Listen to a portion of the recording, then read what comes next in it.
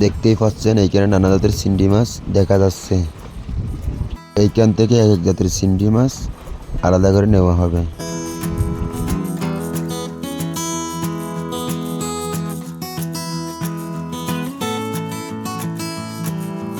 দেখুন মায়েরা কিন্তু এক এক জাতের চিংড়ি এক এক পাশে আলাদা করে নিচ্ছে।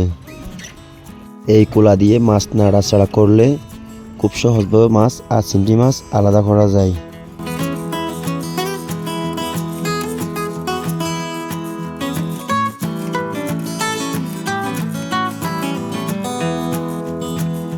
এই চিংড়ি মাছ আলাদা করতে কিন্তু অনেক সময়ের প্রয়োজন হয়।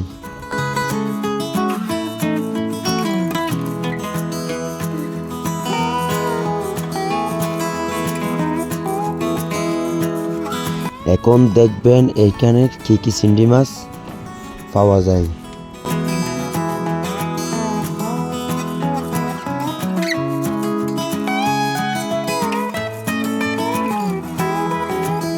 এইটা হচ্ছে কেঁচা চিংড়ি, যেটা চট্টগ্রামের ভাষায় আমরা ক্যাঙ্গু হিসেবে বলে থাকি।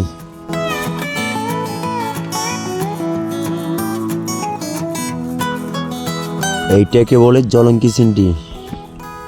এইটা খেতে অনেক সুস্বাদু হয়। এইটা হচ্ছে হলুদ চিংড়ি, এটার দাম কিন্তু অনেক বেশি। এইটাকে বলে যে বাসুয়া চিংড়ি।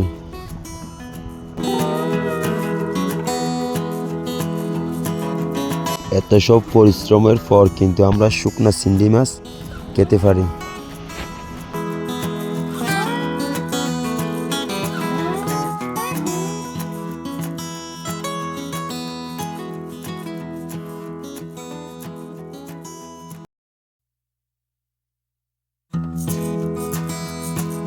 এইরকম ডকুমেন্টারি টাইপের ভিডিও দেখতে চাইলে অবশ্যই আমাদের চ্যানেলটি সাবস্ক্রাইব করুন।